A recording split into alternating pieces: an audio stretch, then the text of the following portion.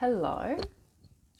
Today I'm going to do a rather peculiar video because I don't usually make videos about age.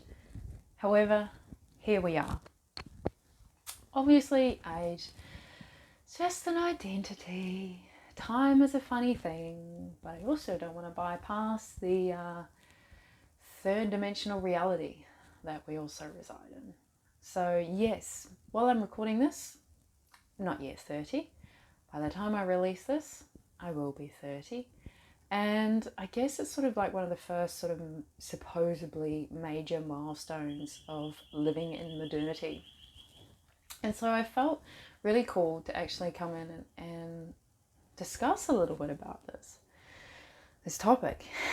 And I guess the reason is because most cultures around the world would consider that by the time you've reached some kind of biological age of 30, probably would consider you an adult.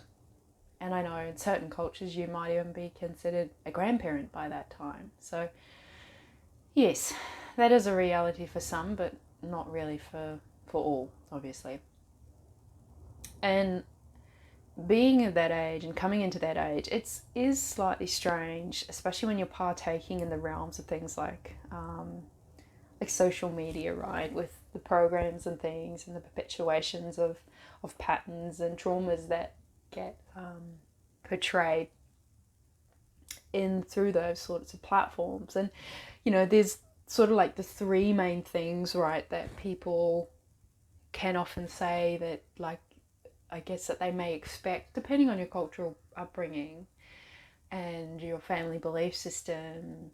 When you're 30, they sort of say things like, oh, well, there should be the children and the marriage and the house. And for someone like myself who I have very particular reasons as to why I don't want to partake in those sorts of things at this time, it can be a little interesting.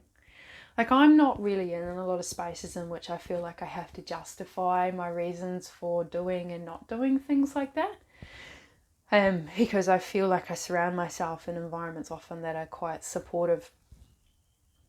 And they're often not places in which someone's trying to impose their will upon another.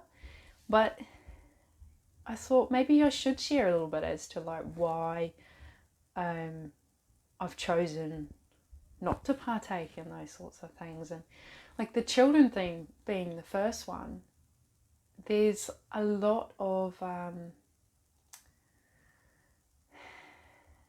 behaviours and patterns in which can be passed on to children very easily, and you can't prevent your child from ever experiencing any trauma whatsoever. I'm well aware of that reality. But the more that a person is aware of their own patterns, their own traumas, the less likely that they are to pass that on to other generations. And so that has really been, one of the main reasons as to why I've not chosen to have children. There's also been environmental reasons, especially in the past as well. But the main one, if I dive in really deep, it's been about trying to do a lot of my own inner healing so that I can keep showing up in more better versions of myself. And really preparing for that phase, if that is a phase in which I choose to partake in. I used to joke a lot, especially as a teenager, that I would never have kids. I would end up looking after someone else's children. And I even had that reality present itself to me within the last couple of years, which was quite scary because it was like, hey, this is just something I joked about. I didn't actually realise this was the reality that was going to be brought to me, in which I would actually have to then decide, is it something that I'm going to partake in in that moment for that child? I'm not going to go any further into that. I do want to respect the privacy of my own family matters in that regard. So yes, moving on to the marriage thing. there's so many contracts that I already have with government and with organizations that I'm not 100% happy with. And marriage is just another one of those contracts that I'm going to try my best to avoid. So let's just be honest. It's just not a contract that I want to have with the government. It's not their business to be mingling in my divine union.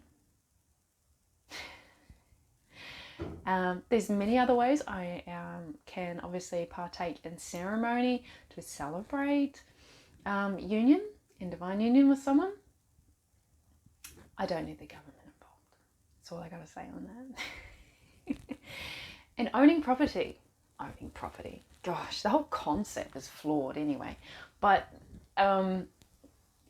yeah, the reason I say that is because I don't view land and property as something in which the human owns. It is something in which the human can be a guardian or a custodian of. And in my ideal vision going forward is that I would like to become a guardian, custodian of land with a community. It's not something that I want to limit to just myself or a friend or a divine partner. It is something that I feel can be shared with many in community. There is a lot of value that can be created through communal living, and it's not something that you just make happen really quickly, although I'm sure for some it can, and that has happened. And I just believe there's a timing in which things come together, and that also comes from one doing their own inner work, again coming back to that. So it's that preparation, continual preparation for then creating what it is that's going to come through. Because jumping in right now, even if you had the money, even if you felt like you might have the right people, there could be some other things that just need a little bit more work done on, because otherwise you're going to be resonating with something that may actually not be in the long-term interest of everyone. Now, whereas if you keep fine-tuning things, obviously there'll never be a level of which perfection can be attained. But when you know, you know. And when you've done as much work as you possibly can with getting yourself, your own internal community working well, the mind, the body, the emotions, obviously communication is really going to level up your ability to create good community as well. And then it's this sort of magnetism of bringing in the right people, bringing in the right piece of land. Not just for you, but that there's the right people for that land, you know. There's going to be a reciprocity. There's going to be a level of community that should sustain itself. Now, there's a whole lot of nuances. There's a whole lot more detail. I could go into unpacking that. There's probably even some more bigger visions that I could apply to that. But that's all that I feel comfortable with sharing with that. You know, and obviously I could talk more about the programs that can pressure to try and make one partake in particular activities, even if they don't want to. You know, there's, again, social media is a brilliant tool for that. Brilliant tool if you let yourself get warped up into that. But another thing I want to talk about with age is that I feel very, very privileged to have come this far. You know, like I've got friends that didn't even make it to 20, you know, and it is very much a privilege to have lived to 30, to have lived to whatever age you are while you're watching this. You know, I want to honor that. And, you know, it's really interesting though, because there's a lot of things in which mainstream media will say, oh, you know, these are some of the really good things about when you're in your 30s and la la la la la. And I was just having a little look around, you know, before I recorded this video. I was like, and just going through these silly lists, like, yeah, but I've already been experiencing that and that and that and that and that and that for many years now. And so I was having a bit of a laugh with myself because that is no surprise to me whatsoever. Yeah, I'm just like, yeah, that's something I felt like I started experiencing when I was 23 or 24 or yeah, if you know me, you will get why I'm not surprised that I'm experiencing certain things beyond and these are sort of talking about like your own emotional well-beings and your mental well-beings and how you show up in the world.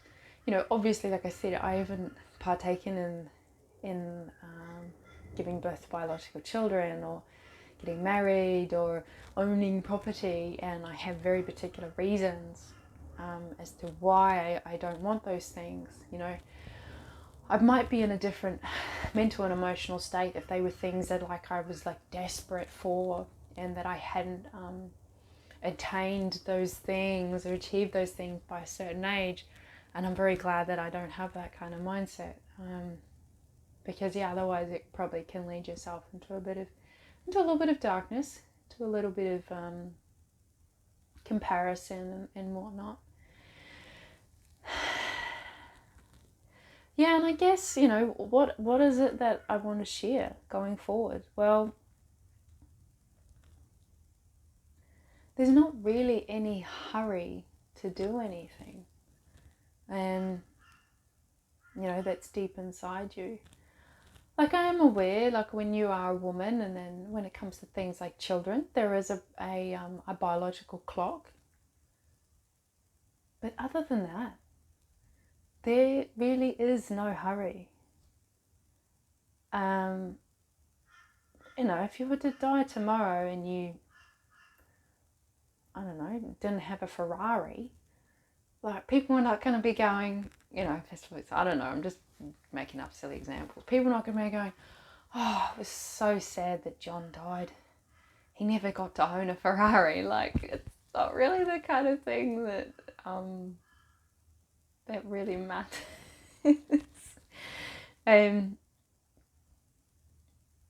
Yeah, I mean, I personally, I've always had like this burning desire to remember things, to learn, to discover more, and as I've gotten older, I've become more aware of that pattern and try to slow down that process and be very mindful of the desire that doesn't get out of control to the point where I might be out of balance in certain other aspects of my life because of my desire to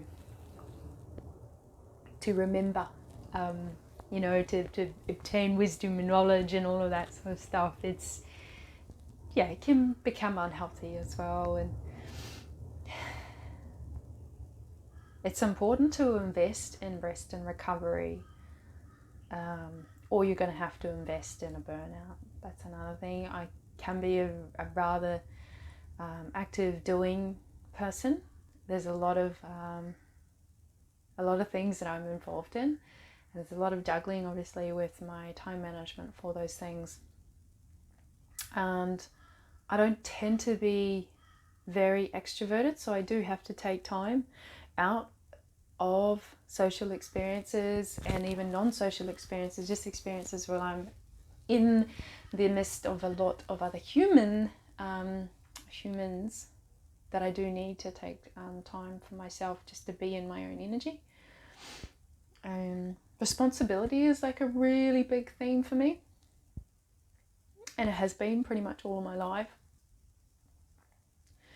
And all that is, from what I've discovered, is just your ability to respond really to what your inner and your outer world is showing you, instead of reaction. And also the theme with me with responsibility is learning to let go of a supposed responsibility that it's actually not mine. I can't be responsible for everyone and everything. And there's a little bit of control aspect in that, I guess, as well. And that's all formed out of like safety mechanisms and whatnot. All again coming back to like childhood patterns and la-di-da-di-da. But even stillness is a choice. You know, we all have these choices from moment to moment to moment. Like obviously, every time you breathe, you're not necessarily like actively making a choice, like breathe in and breathe out. It can be, I guess, considered a bit of a natural response, but there really is a lot of choices that we can make in our life every day, almost every moment. And stillness is a choice of response sometimes. You don't always have to do. It can be space for being. And that's also around the philosophy of magnetism, right? There's a lot of action that has to be created and done. I understand that. But also there is a power in the balancing of allowing too. It's the balance of action and allowing. I think I'm sort of heading in other directions for this vlog. Might just wrap it up. So yeah, obviously there's many ways to look at age. Usually embracing it is going to help you in your journey. I'm quite excited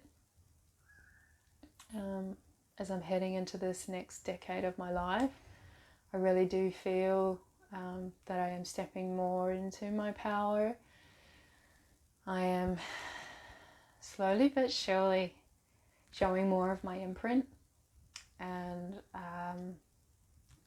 less inclined to hide myself and hide parts of myself. And